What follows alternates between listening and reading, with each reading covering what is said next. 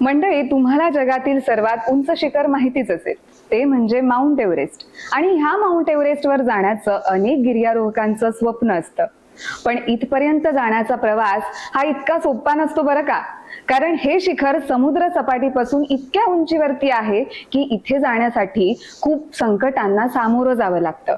इथे जाणं धोक्याचंही मानलं जातं, कारण इथे मृत्यू होण्याचीही शक्यता असते.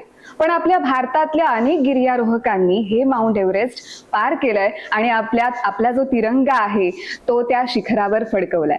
पण आज आपल्या सिंधुदुर्गातील सावंतवाडीतील एका दाम्पत्यानं असा एक विक्रम प्रस्थापित केलाय की हिमालयातल्या बेस कॅम्पवर जाऊन त्यांनी आपला तिरंगा फडकवलाय. नमस्कार मंडळी, मी तनया तुम्हा सर्वांचं स्वागत करते आजच्या प्रहार डिजिटलच्या विशेष मुलाखतीत.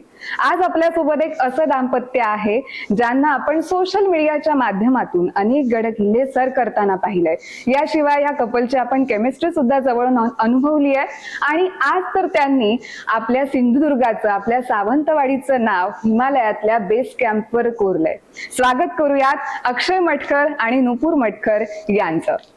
तुमचं खूप खूप स्वागत आहे आपल्या प्रहार डिजिटल मध्ये. आणि सर्वात प्रथम तुमचं खूप खूप अभिनंदन, कारण हा जो आतापर्यंतचा प्रवास असेल तो इतका सोपा नसणार आहे. काय सांगाल, म्हणजे बेस कॅम्प पर्यंत जाण्यासाठी तुम्ही किती दिवस चाललात साधारण? आम्ही साधारण 150 किलोमीटर पायी प्रवास केला. म्हणजे ऍक्च्युली जो ट्रेक आहे तो 135 किलोमीटरचा आहे, पण ॲक्लिमटायझेशन ही एक प्रोसेस असते, त्याच्यामध्ये साधारण 15 किलोमीटर ऍड होतात. सो आम्ही 150 किलोमीटर चाललो. आणि लास्टचे जे 2 दिवस होते त्याच्यामध्ये, म्हणजे जो परतीचा प्रवास होता, तेव्हा आम्ही 2 दिवसामध्ये 65 किलोमीटर एवढं झालं की ते पोर्टर पण हे करायला लागले की तुम्हाला परत येताना एवढी एनर्जी कुठून आली. बापरे. पण ही जी तिथपर्यंत जाण्याचं जो स्वप्न होतं ते नेमकं कोणाचं होतं दोघांपैकी? ते नुपूरचंच होतं. अरे बापरे. तिला बघितलंय कायम गड किल्ल्यांवरच ती संवर्धनासाठी असते किंवा त्यांच्या मोहिमा चालूच असतात. जेव्हा लग्न झालं त्यावेळी प्रत्येक कपलचं एक असतं की लग्न झाल्यानंतर एक फॉरेन टूर झालीच पाहिजे. कोणी युरोप टूरला जातं, कोण बालीला जातं, बऱ्याच काही अपेक्षा असतात प्रत्येकाच्या. तर मी ज्यावेळी हिला विचारलेलं तर मला असं वाटायला कुठेतरी आम्ही एखादी युरोप ट्रिप करू किंवा एखादं कुठेतरी इंडोनेशिया साईडला कुठेतरी जाऊ. पण तिने डायरेक्ट माझ्या समोर प्रस्ताव टाकला की मला माउंट एव्हरेस्टला जायचं. आणि त्यासाठी आमचे प्रिपरेशन पण हिच्याचमुळे एक लवकरात लवकर सुरू झाले. आणि एम आमचं तेच होतं की 2025 मध्येच कधीही, एकतर मे महिना किंवा 2 विंडो असतात. मे महिन्यामध्ये जाऊ शकता, डिसेंबर, नोव्हेंबर, सप्टेंबर ह्या टाइमला जाऊ शकता. तर आम्ही मे महिना निवडला आणि जानेवारी पासून आमचे प्रिपरेशन चालू झाले. काय नेमकी तयारी केलात यासाठी? म्हणजे कधीपासून ही तयारी तुमची सुरू होती? आणि अनेक टप्पे असणार ऑब्वियस आहे, तर ते टप्पे तुम्ही कसं पार केलात आणि तिथपर्यंत पोहोचलात? हा माउंट एव्हरेस्ट बेस कॅम्प हा ट्रेक हा फक्त फिजिकल ट्रेक नाहीये, तो खूप जास्त मेंटल चॅलेंज वाला ट्रेक आहे. आणि फायनान्शियल फायनान्शियल सुद्धा तुम्हाला रेडी व्हावं. जसं मी तुम्हाला बोललो, एखादी युरोप ट्रिप जर तुम्हाला करायची असेल तर तेवढाच खर्च हा बेस कॅम्पला येतो, कारण तुम्हाला नेपाळ गव्हर्नमेंटला वगैरे सुद्धा परमिटसाठी पैसे वगैरे द्यावे लागतात. पण तयारीबद्दल बोलायचं झालं तर मला सावंतवाडीतच आमचं एक जिम आहे, नंदू गावडे यांचं, NK नॅचरल फिटनेस, त्यांच्याकडे आमचं ट्रेनिंग चालू होतं. तिथे ट्रेडमिल वरती वॉकिंग, रनिंग किंवा वेट ट्रेनिंग. आणि आम्ही इथेच आमच्या मागेच एक आपला सावंतवाडीचा 7 मैलाचा रोड हा खूप प्रसिद्ध आहे. तर त्या 7 मैलाच्या रोडला आम्ही रोज जायचो तिथे चालायला. जवळपास 15-1 किलोमीटर आमचं रोजचं चालणं. कधीपासून सुरुवात केला होता? दिवाळीपासून वगैरे. म्हणजे आमचं प्रिपरेशन एक हार्डकोर प्रिपरेशन आहे 3 महिन्यापूर्वी. म्हणजे असं स्पेसिफिक ठरवलं नव्हतं की पहिल्यापासूनच ते होतं की आपल्याला बाबा सर करायचं आहे तर आतापासून जी तयारी केली? मी ट्रेकिंग करत होते, म्हणजे माझं एका बाजूने चालू होतं, यांचं जिम मध्ये ट्रेनिंग चालू होतं. मग दोघांनी मिळून मग आम्ही जानेवारी फेब्रुवारी पासून मग ते प्रॉपर त्याचं डाएट आणि हे ते सगळं त्याच्यानंतर चालू केलं. भीती नाही का वाटली? म्हणजे आतापर्यंत आपण अनेक अशा बातम्या ऐकतो की असा मृत्यू झालाय, तिथेच आपल्याला बॉडी ठेवावी लागली, ह्या सगळ्या बातम्या आपण ऐकलेल्या असतो. तर तेव्हा भीती नाही का वाटली? म्हणजे आपलं काय होईल? आमच्या बरोबर जी लीडर होती ना, कस्तुरी सावेकर म्हणून आहे, तिने एव्हरेस्ट सबमिट केलाय. सो आम्हाला खूप चांगला गायडन्स होता तिचा. मी तिला काही जरी थोडं काही झालं, हेल्थ बद्दल जरी काय वाटलं, तर मी लगेच तिला सांगत असायचे की असा असा फिटनेस आहे, हे खाऊ का, ते खाऊ का, किंवा एवढंच वर्कआउट होतंय सध्या. सो तिचा प्रॉपर आम्हाला गायडन्स असतो. आणि मी तुम्हाला कोल्यात केलेलं पण पाहिलंय, ते नेमकं काय होतं? कोणत्या ह्याच्याबद्दल? तुम्ही एक अर्ध्या टप्प्यापर्यंत पोहोचला होता आणि तिथे एक व्हिडिओ दिला होता तुम्ही, काहीतरी तिथला कचरा वगैरे गोळा करून, ते नेमकं काय होतं? तर ते कसं, आपण जेव्हा एखाद्या माउंटनला वगैरे व्हिजिट करतो ना, तर आपण नाही म्हटलं तर तिथे जाऊन पोल्युशन करतो. तर आपली एक जबाबदारी राहते की तिथं जो काही कचरा होतो त्याच्याबद्दल, म्हणजे ते आहे असं राहावं, त्याच्यासाठी आपण थोडी मदत केली पाहिजे. तर आम्ही प्रत्येकाने 1-1 किलो कचरा तिकडून त्यांच्या गव्हर्नमेंट कडून, म्हणजे ते कलेक्ट करतात. फक्त तिथे कसं आहे की व्हेकल कोणते जात नाही, त्याच्यामुळे पोर्टरच हा एकच ऑप्शन आहे. सो आम्ही तिकडचा कचरा आमच्या बॅग मधून आणला आणि मग आम्ही तो लुकलामध्ये हे केला. सो आम्हाला त्यांच्या गव्हर्नमेंट कडून ते सर्टिफिकेट पण मिळालं की तुम्ही माउंटनला आहे तसे करायला हेल्प सुद्धा करताय. सो आम्हाला तिथे पण त्यांनी आपल्या गड किल्ल्यांवर सुद्धा केलं पाहिजे. हा, पूर्ण through out the journey, starting पासून बेस कॅम्प पर्यंत एकही तुम्हाला असा कचरावाला असा परिसर कुठेच बघायला मिळणार नाही आहे. खूप पूर्णपणे क्लीन आहे, कारण त्यांचं ते एक इनिशिएटिव्ह आहे आणि आपण त्याच्यात स्वतःहून सहभाग घ्यायचा की तुम्ही तिथून 1-1 किलो कचरा स्वतःसोबत खाली घेऊन या. कारण नॉर्मली पाठीवरती 5-7-10 किलो वजन असतंच, त्यामुळे अजून 1 किलो वाढलं तर काही एवढा फरक नाही पडत. आणि तो त्याने जर माउंटन्स क्लीन होत असतील तर ते आपल्यासाठी पण चांगलं. सो त्या इनिशिएटिव्हचा आम्ही सुद्धा एक भाग घेतला.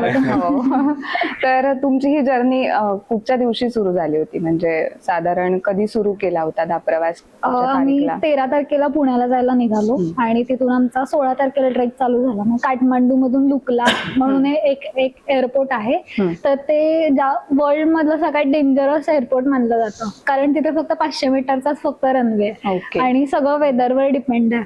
तर आमच्याकडे 2 ऑप्शन होते. जर ते विमान हे झालं नसतं, लँड झालं नसतं, तर आम्हाला 30 किलोमीटरचा नाही 30 तासांचा प्रवास करून तिथेपर्यंत जायला लागणार होतं बाय कार.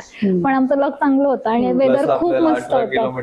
हा, ट्रेक करायला लागला. अच्छा, नशिबाने वेदर चांगलं होतं आणि आम्ही व्यवस्थित लँड झालो. ट्रेकिंगचं स्टार्टिंग पॉइंटला 16th ला 16 तारीखला आमचा ट्रेक सुरू झाला. आणि मग तिथून आम्ही 16 नंतर आम्ही 23 तारखेला बेस कॅम्पला बरोबर 23ला आम्ही पोहोचलो. संध्याकाळी दुपारी 1 वाजता. काय भावना होता तेव्हा, म्हणजे तिथे पोहोचल्यानंतर? खूप छान वाटलं, म्हणजे थ्रू आउट द जर्नी खूप सारे चॅलेंजेस वाटले. कारण पहिली गोष्ट आम्ही असं ऐकलेलं की बेस कॅम्पला जाणं इतकंही रिस्की नाहीये. मेंटल चॅलेंजेस येणार आहेत, कारण ऑक्सिजन कमी होणं म्हणजे कुठेतरी आपल्या विचारांशी कनेक्ट तुटणं, आपल्या बॉडी लँग्वेजची कनेक्ट तुटणं, कारण ऑक्सिजनचे कमी झाले की माणूस काही करतो. त्यामुळे भीती पण तेवढं माहित होतं. पण बेस कॅम्पला तेवढी मृत्यूची भीती नाहीये जेवढी बेस कॅम्पच्या पुढे सुरू होते.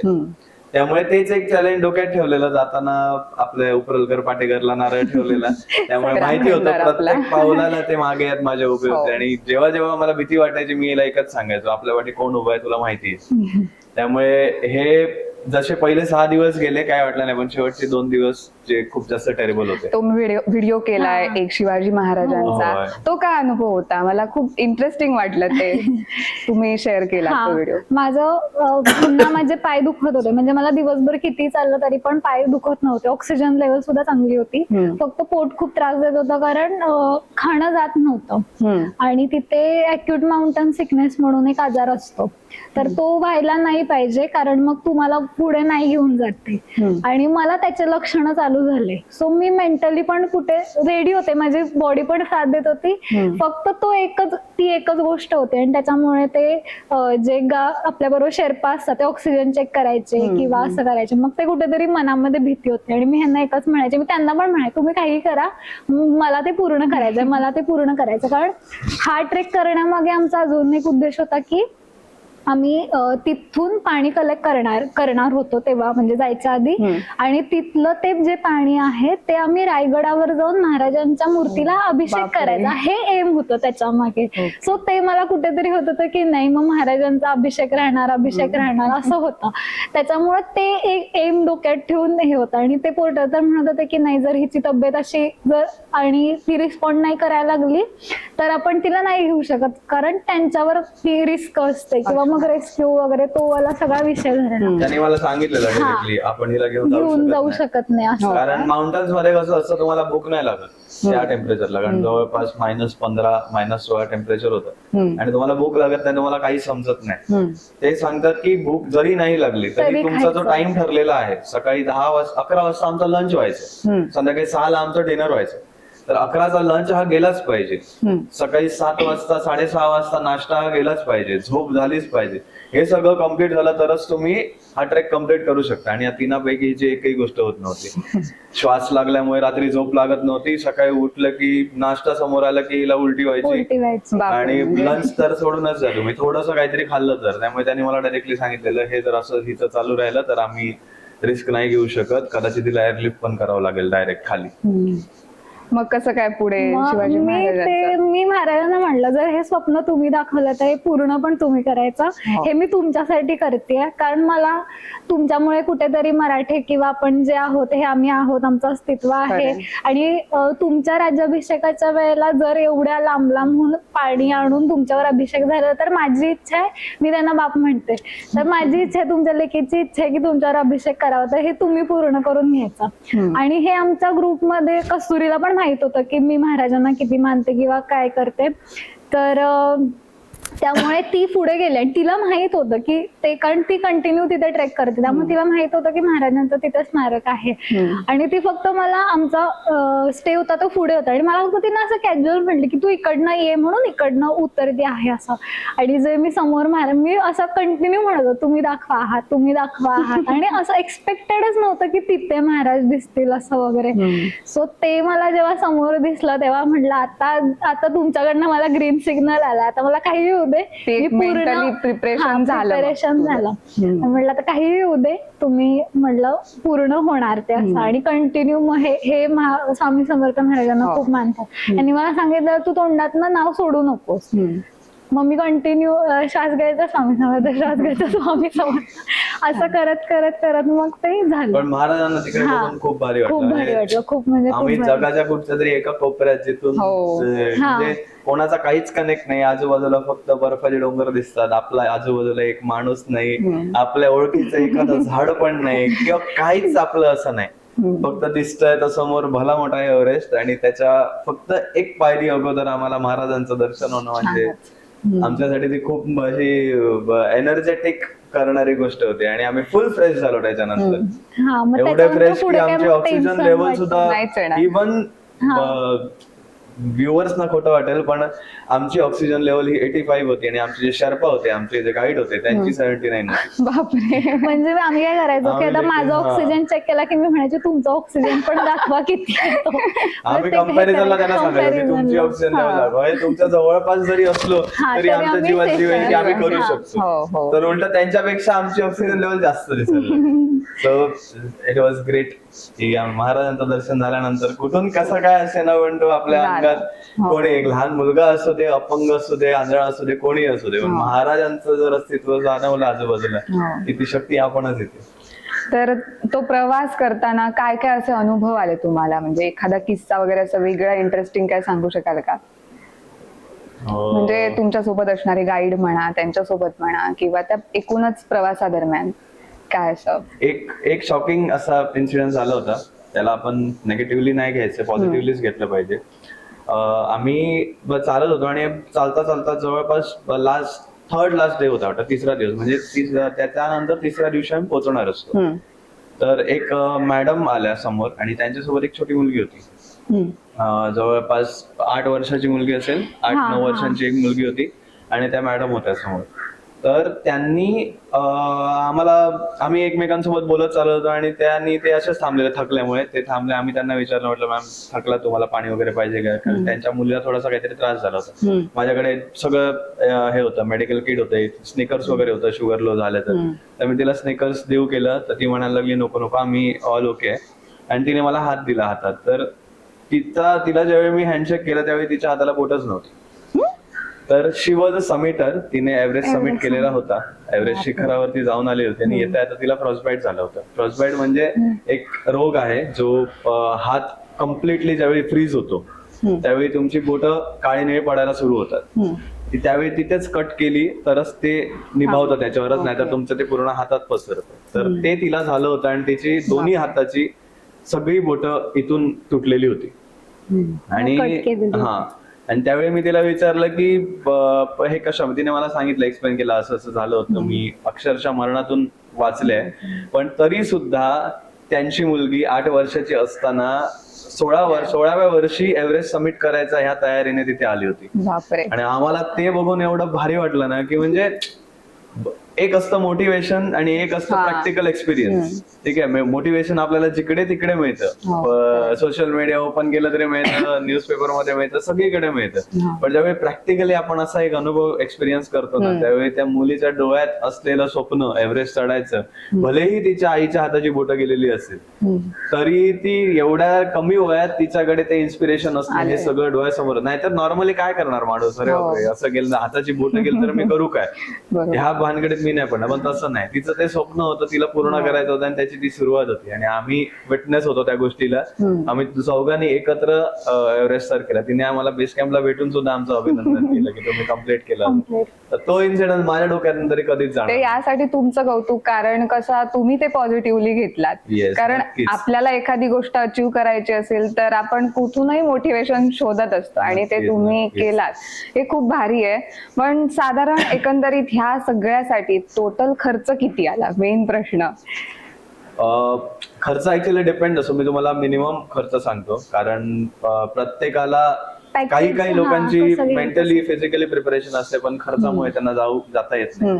तर आम्हाला 1,20,000 रुपये पहिलं त्यांची फीज असते, विथ त्याच्यामध्ये परमिट असतात इन्क्लूड, त्याच्यामध्ये तुमचे स्टेज इन्क्लूड असतात आणि तुमचं ब्रेकफास्ट डिनर इन्क्लूड असतं, लंच डिनर इन्क्लूड असतं. 1,20,000 त्याचे झाले.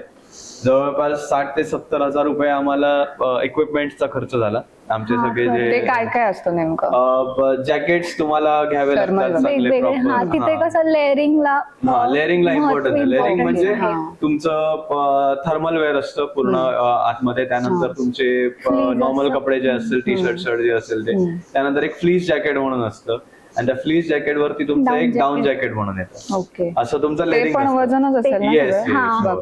ते लेअरिंग तुमचं कम्प्लीट असेल तर तुम्हाला कुठेतरी तुम्ही 60% सेफ आहात थंडीमध्ये. आणि त्यानंतर तुमचे 2 ग्लोव्स येतात, कधी कधी 3 पण घालावे लागतात, पण 2, एक इनर ग्लोव्स येतो आणि एक त्याच्यावरती आउटर एक येतो. कॅप येतात, फ्लीस कॅप येते, त्याच्यानंतर तुम्हाला एक फ्लीस कॅपच असते पण जे तुमचं पूर्ण कान, नाक आणि पूर्ण सगळं कव्हर करणारी एक कॅप येते. त्यानंतर डाऊन जॅकेटची पण एक कॅप असते. शूज तुम्हाला प्रॉपर ट्रेकिंगचे लागतात, ज्याच्यामध्ये तुम्हाला वॉटरप्रूफ शूज असावे लागतात किंवा तुम्ही स्नोवाले घेतले तरी पण चालेल. आणि ट्रेकिंग पोल्स असतात, बॅग असते. ट्रेकिंग पोल म्हणजे तुम्हाला तुमच्या हातात 2 स्टिक्स असतात, ते तुम्ही त्याचा उपयोग करून त्याच्यामुळे तुमच्या बॅकवर आणि नीवरचा लोड थोडा कमी होतो. बाकी सगळे तुम्हाला बॅलन्स वगैरे हे होतं. आणि मेन म्हणजे थर्मास, कारण तिथे आपण प्रॉपर थर्मास पाहिजे जो 25 ते 30 तास तरी ऍटलिस्ट मिनिमम तुमचं पाणी गरम ठेवेल. एक गरम पाण्याचं आणि एक थंड पाण्याचं, एक नॉर्मल पाण्यासाठी एक बॉटल घ्यावी लागते. म्हणजे असं करून छोटे छोटे इक्विपमेंट पकडून आमच्या दोघांचे जवळपास 70,000 रुपये तरी झाले. प्लस 1,000. मग बाकीचे फ्लाईट तिकीट वगैरे मग कसं अवेलेबल तुम्हाला जवळपास 50,000 पर्यंत रिटर्न तिकीट मिळून जातात. प्लस तुम्हाला तिथे सुद्धा एक वेगळी फ्लाईट असते, ती इन्क्लूड होती आय गेस ना. ती त्यांच्या फीज मध्ये इन्क्लूड होते. त्या फ्लाईटचं तिकीट जवळपास 20 मिनिटाचीच फ्लाईट आहे पण 20-22,000 रुपये त्याचं तिकीट असतं. आणि सगळ्यात जास्त खर्च म्हणजे तुम्ही वरती गेल्यानंतर जे तुम्ही एक्स्ट्रा काही खाणार. आता लंच आणि डिनर सोडून आपल्याला मध्ये भूक लागतेच ना, किती झालं तरी. जसं जसं वरती जाल तसं तसं सगळे किमती वाढत जातात. सेकंड म्हणजे आमचे जे लास्टचे 3 स्टेज होते तिथे तुम्ही नॉर्मल एक चपाती आणि जॅम किंवा बटर जरी त्याच्यावर लावून घेतलं तर त्याचे 1200 रुपये होतात. बापरे. 2 उकडलेली अंडी घेतली तरी त्याचे 1000 रुपये 1000 होतात. रुपये. एक चहा घेतला तरी 400 रुपये होतात. एक पाणी बॉटल घेतली तरी 500 तिकडचा रुपये खर्च होतात. खूपच मग. हा, कारण ग्लेशियरचं पाणी तुम्ही पिऊ शकत नाही. ग्लेशियरच्या पाण्यामुळे तुम्हाला त्रास होऊ शकतो, डायरिया होऊ शकतो. हम्म. तर ते पाणी विकत घ्यायला सुद्धा तुम्हाला 500 रुपये मोजावे बापरे. लागतात. हे छोट्या छोट्या गोष्टींना एखादं सूप घेतलं 1500 रुपये, एखादा राईस घेतला, डाळ भात घेतला तर 900 रुपये, असं तुम्हाला असे तिकडे rates. ते सगळं, तुम्हाला हा, खर्च हा. थोडा जास्त आहे. तरी कम्पॅरेटिव्हली आपली करन्सी जास्त आहे त्यांच्यापेक्षा 1.6. त्यामुळे हा. त्यामुळे ते होऊन जातं, but still it is expensive. त्यामुळे जर तुम्ही ह्या ट्रॅक साठी प्रिपरेशन करत असाल तर मेंटल फिजिकल बरोबर तुम्हाला फायनान्शियल प्रिपरेशन सुद्धा गरजेचं आहे. मिनिमम 2 पर हेड, पर हेड 2 ते 2.5 लाख रुपये तुम्हाला मिनिमम पाहिजे त्यासाठी. आणि आपलं गव्हर्नमेंट अजूनही एवढं नाही या गोष्टींना सपोर्ट करत आहे. आम्हाला जेवढं स्पॉन्सर्स ऐकू आलं. वगैरे काहीच नाही. पण तसं तुम्ही युपी साईडला वगैरे गव्हर्नमेंट जर बघितलं असेल तर युपी गव्हर्नमेंट तुम्हाला एव्हरेस्ट समिट साठी पैसे देतं. ऍटलिस्ट तुम्हाला 5 ते 10 लाख रुपये युपी गव्हर्नमेंट देतं. कारण एव्हरेस्ट जर तुम्हाला समिट करायचं असेल तर तुम्हाला मिनिमम 60 लाख रुपये खर्च आहे. बापरे. 55 ते 60 लाख रुपये मिनिमम खर्च आहे. 14-15 लाख तर फक्त नेपाळ गव्हर्नमेंटच्या परमिटलाच जातात. हा. बाकी तुमच्या बरोबर जी माणसं असतात, शेर्पा लोक असतात, कारण तिथे डेथचे चान्सेस जास्त आहेत. वरच्या तुम्हाला दुसऱ्या रेस्क्यूचे टप्प्यात. चान्सेस. हा, ते प्लस आमचा टप्प्यांचं इन्शुरन्स काहीतरी असतं ना, म्हणजे ते किती टप्पे होते साधारण? तुम्ही तिथे पोहोचल्यानंतर वर अजून किती टप्पे राहिले होते? आम्ही तिथे Mountain पोहोचल्यानंतर आम्ही ऍक्च्युली नुसतं बेस कॅम्पलाच नाही तर आम्ही पूर्ण रेस्ट्रिक्टेड झोन पुढे पर्यंत जाऊन आलोय. आलात म्हणजे हा, बेस आतमध्ये. कॅम्पच्या पुढे. हा, थोडस पुढे जाऊन आलोय, पण त्याच्या पुढेही 5 टप्पे आहेत. Camp 1, camp 2, camp 3, camp 4. त्याच्यानंतर एक डेथ झोन लागतो जो फक्त 1.5 किलोमीटरचा आहे, but that is the death zone. तिकडे सगळ्यात जास्त लोकांचे मृत्यू होतात. बापरे. आणि त्या 1.5 किलोमीटर नंतर तुम्हाला एक हिलरी स्टेप म्हणून एक एव्हरेस्टचा शेवटचा टप्पा आहे, जो सगळ्यात डिफिकल्ट आहे. आणि तिथून मग तुमचा समिट आहे. जवळपास 10-12 किलोमीटरचाच पट्टा असेल जास्तीत जास्त, पण एक पाऊल तुमचं ऑक्सिजन कमी करतं. बापरे. कॅम्प 2 नंतर, कॅम्प 3 नंतर तुम्हाला कंपल्सरी सिलेंडर लावावं लागतं. आणि कॅम्प 4 पर्यंत तुम्हाला विदाऊट ऑक्सिजन जायला लागतं, कारण नाहीतर मग तुमचा सबमिट मानला जात नाही. अच्छा, त्यामुळे ते पण असतं. हा, म्हणजे ते जे असतात ते समिटर असतात ते 2-2 महिने फक्त तिथे खालीच थांबतात आणि फुल रोटेशन ते करत राहतात.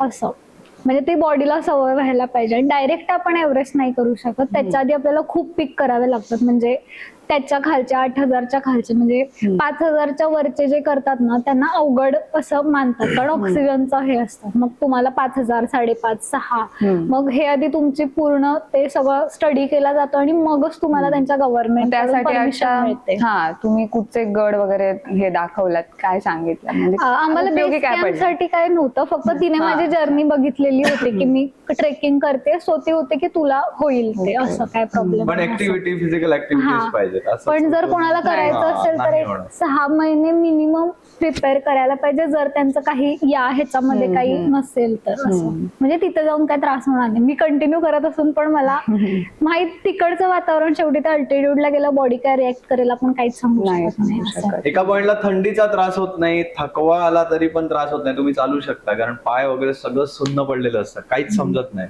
पाय चालतायत की थांबलेत काहीच समजत नाही. पण ज्यावेळी एकच चॅलेंज आहे ऑक्सिजनची कमी, कारण त्याची सवय आपल्याला नसते. आम्ही तर समुद्र सपाटीला राहणारी माणसं, त्यामुळे 3,000 मीटरच्या वरती जवळपास 3,600च्या नंतर आम्हाला रोज रात्री त्रास झाला. मी तर 3-3 वाजता उठून बसायचो, कारण आडवं पडलं की श्वास लागायचा, उठून बसलं की थोडस बरं वाटायचं. स्केड्यूल नेमकं कसं होतं? म्हणजे सकाळी उठून नंतर पूर्ण दिवस प्रवास असं होतं का? दिवसाचे 8 तास चालायचं मिनिमम. सकाळी आम्ही 6ला चालू करायचो, मग आमचा 10-11 वाजता लंच व्हायचा. म्हणजे 6ला नाश्ता करून बाहेर पडायचो आणि मग 11 वाजेपर्यंत लंच व्हायचा. मग परत तिथून मग आम्ही चालायला सुरुवात करायचो. मग 3-4 मॅक्सिमम 4 पर्यंत मग आम्ही परत चालायचो, कंटिन्यू चालायचो. आणि पूर्ण चढ वगैरे म्हणजे जेवणानंतर तर चढच असायचं पूर्ण, उतरती नाही, चढच पूर्ण.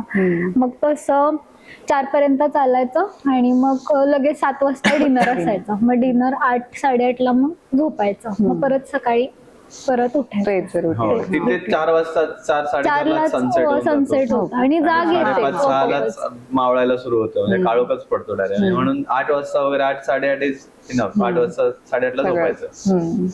तर या एकंदरीत सगळ्या प्रवासात तुम्ही नेमकं तुमच्या आयुष्यासाठी काय शिकलात असं? मग आयुष्यासाठी म्हणजे मी यांचं हे खूप हे करते की साथ देणं काय असतं हे मला तेव्हा कळालं की काही काही पॉइंटला असं होतं एकदा हे गिव्ह अप करायचे की थोडं बॅकअपला यायचे. कधी मी हे असं यायचे बॅक स्टेपला की होईल ना होईल ना होईल ना. तर दोघं कंटिन्यू एकमेकाला समजत होतो की नाही करणार आहे आपण करणार आहे असं असं करून. आणि जेव्हा आमचं ते बेस कॅम्प पण झालं त्यानंतर एक 15 मिनिटाचाच फक्त पिरियड होता. 5:30 पर्यंत माझी एकदम मस्त झोप झालेली आणि 5:30 ते 5:45 मी यांना म्हटलं की मला घसा दुखायला लागलाय, आपण हेलिकॉप्टरनं रेस्क्यू करूया. मग मला म्हणाले नाही तू करू शकतेस म्हणून, तू कर कर कर म्हणून. मग काय झालंय तुला नेमकं, तुला का असं वाटतं? कारण काय झालं ते जे एव्हरेस्ट जे सबमिट केले ना तर ती आमच्या ग्रुप मधली होती, तिचीच ते पॅरेंट कंपनी, त्याच्यामध्ये दोघांची डेथ झालेली आणि त्याच न्यूज होत्या कंटिन्यू. आणि आम्ही त्यांच्या टेंट मध्ये वगैरे जाऊन आलेलो जे बेस कॅम्पला पुढे. सो ते पण सगळं वातावरण तसंच होतं. ते कुठेतरी मासावलं की आपण एका टोकावर आलो, इथून आपल्याला काहीच मिळालं नाही तर आपण काय करणार. मग म्हटले नाही तुला एकच पूर्ण करायचंय का फुल हे करायचं, मी आहे, काय झालं तर मी सांभाळतो सगळं असं तसं. मग 10-15 मिनिटं बॅस होती माझ्यासाठी परत रिफ्रेश व्हायला. मग तिथून मग जे 4 दिवसाचा प्रवास तो 2 दिवसामध्ये केला. बापरे. त्यामुळे ते तेवढं रिफ्रेश झाली. म्हणजे फक्त आमच्यासाठीच नाही किंवा माउंटेनर साठीच नाही किंवा पर्टिक्युलर कोणासाठीच नाही, प्रत्येक माणसासाठी एक गोष्ट आम्ही एक शिकलो की कितीही तुमची फिजिकल फिटनेस तुमचा किती असो, चांगला असो, वाईट असो, वर्स्ट असो किंवा एकदम ग्रेट असो किंवा तुम्ही रोजच्या रोज ट्रेकिंग करणारे असाल, जर तुम्ही इथून रेडी नाही आहात तर काहीच होऊ शकत नाही.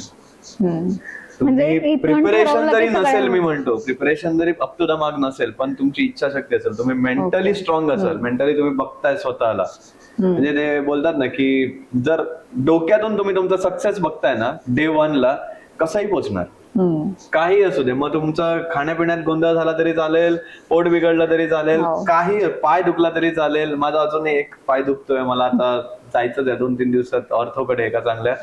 खूप चॅलेंजेस येतात, पण तुम्ही जर इथून रेडी आहात ना तुम्हाला कोणीच नाही थांबू शकत. तुम्हाला फक्त विश्वास पाहिजे की बाबा माझा देव माझ्या पाठीशी उभा आहे, मी ह्या गोष्टीसाठी कॅपेबल आहे म्हणून इथपर्यंत पोहोचलोय आणि मी कम्प्लीट करूनच येणार. ही जर एक भावना डोक्यात असली ना तर तुम्ही मग तो माउंट एव्हरेस्ट असू दे, तुमची कोणती एखादी स्पर्धा परीक्षा असू द्यात, तुमच्या लाईफ मध्ये एखादं मोठं कोणता तरी गोल कम्प्लीट करणं असू द्या, एखादी मटेरियलिस्टिक गोष्ट, गाडी घेणं, फोन घेणं, काहीही असू द्या, इंटरव्ह्यू क्रॅक करणं, कोणतीही गोष्ट असू द्या, जर तुम्ही इथून रेडी आहात ना तुमची अर्धी गोष्ट ती झालेली आहे. You just have to complete it. पण तीच एक गोष्ट शिकलो मी, काहीच कठीण नाहीये ह्या जगात. जर आम्ही अशा सिच्युएशन मध्ये जर गिव्हअप 50 वेळा गिव्हअप करून जर आम्ही बेस कॅम्प सर करू शकतो ना, तर आम्ही लाईफ मध्ये आता ज्या गोष्टी अशक्य वाटत होत्या त्याच्या कामाला लागलोय, त्याच्या मार्गाला लागलो. कारण आम्हाला माहिती रेडी झालो म्हणजे हाफ वे आम्ही पोहोचलोय, फक्त हाफ वे कव्हर करायचं. तर ही गोष्ट खूप खूप म्हणजे लाईफ चेंज करणारी आहे आमची. तर आता तो जेव्हा तू कोकण कडा रॅपलिंग केलं होतंस तेव्हा तो तुझा पहिला टप्पा होता आणि त्यात तू काहीतरी इंटेन्शन दिलं होतंस की दुसरा टप्पा आपल्याला पार करायचा. मग आता तिसरा टप्पा काय असेल? तिसरा टप्पा हे सह्याद्रीतलेच गड किल्ले पूर्ण करायचे आहेत, म्हणजे सगळे बघून. आणि जेवढं आता मी आर्किटेक्ट आहे तर मला माझ्या फील्डचा या ह्याच्यासाठी काय उपयोग करता येईल ह्याच्यावर मी काम करत आहे. ओके. तर मग ते त्याच्यामध्येच पुढे पुढे पुढे करायचंय. हा, आणि ह्याच्यामध्ये मला तर वाटतं जे निगेटिव्ह कमेंट करतात ना त्यांचा ह्याच्यामध्ये खूप हातभार आहे, कारण त्यांनी मला असं दिशा दाखवत गेले, हा मोटिवेशन देत गेले की हा गड करतेस काय, मग हा करून दाखव. मग मी तो केला, मग तो केल्यानंतर हा करतेस काय, ठीक आहे मग हा करून दाखव. म्हणजे असं किती कोणते गड सर केलेस तू आतापर्यंत? आता तरी 100 वगैरे झाले असतील. सगळे नाही, 350 आहेत, पण आता 100 वगैरे होत आले त्याच्यातले. मग अशा म्हणजे आता जे ट्रेकर्स आहेत त्यांना हे सगळे गड किल्ले, आता माझ्याच सारखी आपण घेऊयात की मला ही ट्रेक करायचंय, जायचंय, त्यांना काय सांगू शकाल? म्हणजे काय तुम्ही मोटिवेशन घेऊन ते सगळे गड किल्ले सर करा असं? आता माझा तर एम आहे की थोडं स्टडीच्या दृष्टीने आणि म्हणजे आर्किओलॉजीच्या आर्किटेक्ट असल्यामुळे ते कुठेतरी तेवाला विजन आहे की त्यावेळेचं कसं होतं, काय होतं, मग त्यावेळेच्या वास्तू कशा होत्या. तर थोडं मला ते लिटरेचर साईडकडे थोडं जायचं, त्याच्यासाठी मी फिरत आहे. आणि मग त्याच्यातून मग गड संवर्धन वगैरे ह्या ज्या गोष्टी आहेत की आतापर्यंत होत आलं की सगळ्या एक माणूस जरी चालू केलं तरी पण काय बदल होऊ शकतो या ह्याच्यामधून मग आम्ही काम करत आहे की ठीक आहे एकटीनं जाऊन जरी कचरा उचलला तरी पण तेवढा तरी कचरा ऍटलिस्ट गडापासून म्हणजे कमी झाला तिथून. मग जरी नवीन ह्यांनी केला तरी अजून कोणीतरी तयार होईल जे परत गडावरचा कचरा कमी करेल असं. मग त्या ह्याच्यावर काम करायचं चालू आहे. आता ह्या सगळ्या दरम्यान आपल्याला महत्वाचं असतं ते घरच्यांचा सपोर्ट किंवा कुणाचा तरी सपोर्ट आपल्याला महत्वाचा असतो. तर तुमच्या घरच्यांचा, फ्रेंड सर्कलचा कसा काय सपोर्ट होता असा? घरच्यांचा, माझ्या घरच्यांना तर माहितच होतं ही ऐकणारच नाही. म्हणजे मला सांगितलं तू असं पहिलं व्हायचं की बास आता लग्नाचं बघायचंय जाऊ नकोस असं, पण ते काय मी कधी ऐकलं नाही. मग त्यामुळे घरच्यांना मला युज टू झालेलं आणि त्यांना खूप टेन्शन होतं की मग नवरा तुला पाठवलं काय, मग नवऱ्याने पाठवलं तरी पण घरच्यांनी पाठवणार काय तुला. मग मी असं ते आपण म्हणतो ना मॅनिफेस्ट करायचं, तसं मी बोलायचे डायरेक्ट, नाही मला असा नवरा मिळेल जो मला स्वतः सांगेल तुझा तुझा तुझा. म्हणजे कुठेतरी ऍक्टिव्हली नाही पण पॅसिव्हली मी मॅनिफेस्ट करत होते. सो मला तसंच मिळालं. आणि इकडे तर आई बाबा असे आहेत की ते मी जर 15 दिवस ट्रेकला नाही गेलं तर ते मला विचारत राहतात की आता तुझं ट्रेक नाही आहे का, तू का घरी आहेस अजून, तू का जात नाही, काय झालंय, असं म्हणजे उलट आहे. मग त्याच्यामुळे मग मला मम्मी पप्पांचा पण सपोर्ट आहे आणि इकडे आई बाबांचा पण सपोर्ट आहे. नवऱ्याचा तर खूपच सपोर्ट आहे. ते तर म्हणतात की तू फिर, मी काय बाकीचं जे काय बघायचं असेल तर मी सगळं बघतो. त्यामुळं ते खूप आहे. त्यात माझा भाऊ आहेत, मित्र आहेत, ह्यांचे मित्र आहेत, ते खूप जास्त सपोर्टिव्ह आहेत. माझा एक तर भाऊ आहे श्रेयस म्हणून, तो तर आमच्यासाठी तो अलादीन नाही टाईप तसा आहे. म्हणजे त्याच्यावर काहीतरी आम्ही त्याला बोलावं आणि त्यानं ते त्याचं सोल्युशन दिलं नाही असं होतच नाही. आता या जर्नीमध्ये पण त्यांनी आम्हाला खूप खूप खूप हेल्प केली थ्रूआउट सगळ्यांनी. इव्हन आता सुद्धा सावंतवाडीतले अजून 2 माझे मित्र आहेत, ते सुद्धा आम्हाला जॉईन होणार असते पण अनफॉर्च्युनेटली त्यांना सीट मिळाली नाही त्या ह्याची. बट पुढच्या वर्षी आमची अशीच एक मोहीम आहे, आम्ही लवकरच रिव्हील करू. जसं एव्हरेस्ट आहे असं आम्ही जसं ज्या माउंटनच्या दिशेने पुढच्या वर्षी जाणार आहे त्या माउंटनचा डेथ रेशो हा एव्हरेस्ट पेक्षा जास्त. सो आम्ही असा एक माउंटन सध्या पकडलाय आणि आम्ही ऑलरेडी त्याच्यासाठी मेहनत आमची सुरू केलेली असं म्हणू शकता. तर आमची सावंतवाडीतली टीम लवकरात लवकर पुढच्या वर्षी त्या माउंटनच्या दिशेने जाते. नेपाळमध्येच आहे आणि ती सुद्धा आपल्या कोकणसाठी आणि सावंतवाडीसाठी अभिमानाची गोष्ट असणार आहे. नक्कीच. तर मला तुला विचारायला आवडेल की आता तू म्हणतेस की लग्नापासून तू हे सगळं लग्नाच्या आधीपासून करतेस, तर तेव्हा आपली मानसिक तयारी, घरच्यांचा सपोर्ट असायलाच हवा. तर तू एकटीनं हे सगळं केलंस की अजून कोणाचा सपोर्ट होता? म्हणजे गड किल्ले सर करायला आपल्याला कोणाची तरी सोबत लागणारच ना, की तू एकटीच जायची? मी एकटीच जायची आधी. मी गाडी काढायची आणि मी जायचे बस. म्हणजे मी त्या बस स्टॉपवर रात्री जाऊन झोपलेली सुद्धा आहे. म्हणजे 2ला जर रात्री गाडी पोहोचली तर 5ला आपल्याकडे पुढची एसटी वगैरे येते. मी जाऊन झोपायचे त्या ह्याच्यावर. 5ला उठायचं, जी गाडी मिळेल त्यांनी पुढे जायचं. म्हणजे असं पण केलंय. आणि जॉब करायचे तिथे सर सपोर्ट करायचे. त्यांना पण कळालं की ही काही ऐकणाऱ्यातली मुलगी नाही आहे. मग त्यांनी 1-2 वेळा मला सांगून बघितलं. मग 3ऱ्या वेळेला ते मला सपोर्ट करायला सुरुवात केली. मग म्हणजे असं जिथे जाईल तिथे सगळे सपोर्टिव्हच मिळाले. असं कोणच पाय खेचणार असं कधीच नव्हतं. त्याच्यानंतर कोल्हापुरातच एक ताराराणी एक्सपेडिचर म्हणून एक ग्रुप आहे. तर ते रेंज ट्रेक करतात. मग त्यांच्याबरोबर एक इंस्टाग्रामवरून मेसेज आला की अशी मोहीम आहे, तू येणार काय? मग मी एकदा त्यांच्यावर मी AMK केला आणि त्याच्यानंतर ते इतके फॅमिली सारखे झाले की मग मी त्यांच्याबरोबर रेंज ट्रेक करायला लागले. त्याच्यानंतर महादुर्ग ऍडव्हेंचर म्हणून मुंबईचा एक ग्रुप आहे जे टेक्निकल ट्रेक करतात. सो मला त्यांचा पण सपोर्ट होता. त्यांनी मला बोलले की तुझे जेवढे काही टेक्निकल ट्रेक असेल ते आम्ही तुला पूर्ण करून देणार, कारण त्याच्यासाठी खूप इक्विपमेंट लागतात, थोडं नॉलेज लागतं. आणि असं नाही आहे की हे ट्रेक करायचं म्हणजे उठलं गड म्हणजे विदाऊट सेफ्टी तुम्ही चढला, तसं नाही होऊ शकत. त्याला खूप खूप लोकांची मेहनत असते. इव्हन कोकणकडा जर मी खाली उतरत होते तर 50 लोक मागं ती रोप धरून होतो. अनुभव कसा होता तो सांग ना जरा. तेव्हा पण महिला दिन होता आणि मग म्हटलं की ते नऊवारी साडी पण नऊवारी, हा. त्यामुळे खूप चर्चेत आली. हो हो. हा. गृहिता म्हणून एक आपल्या महाराष्ट्राचीच मुलगी आहे, तर मी तिच्याबरोबर नागफणी सुळका केलेला, तर ती नऊवारी घालते, छोटी मुलगी आहे. हा. मग तिच्या बाबांचा मेसेज आला की तुम्ही दोघी पण वेअर करा, छान वाटेल असं करून. म्हटलं ठीक आहे करूया. आणि तेव्हा माझं नुकतं लग्न पण ठरलेलं. म्हटलं ठीक आहे सगळं म्हणजे जुळून लग्नाच्या आलं. आधीचं होतं. लग्नाच्या आधी, हा. मग म्हटलं सगळं जुळून आलंय, ठीक आहे आपण करूया. मग नऊवारी जेव्हा मी वेअर केली तेव्हा पॅन्ट सारखंच असतं ते, आणि त्याच्यामध्ये असं काही हे नाही. तर मग असं बोललं की कुठे कुठे जाऊन आपल्या देशाचं म्हणजे आपली संस्कृती नऊवारी आपण दिसतेय. दाखवतो. हो. आणि हे आपलं असं नाही की फक्त हे मधल्या काळासाठी कुठेतरी गायब झालंय, पण आहेच ना ती गोष्ट हो. आपल्यासाठी. मग याच्यात करूया आणि नऊवारीला आपण बघूया कुठल्या उंचीवर घेऊन जाऊ शकतो. आणि म्हणून केलं ते एकदम झालं success. हा हो. एकदम छोट्या उद्देशानं ते हे केलेलं. आणि मग तो नागफणीचं मग कम्फर्टेबल वाटलं मला. मग म्हटलं की ठीक आहे. मग त्याच्यानंतर मग तो केला, भैरवगड केला.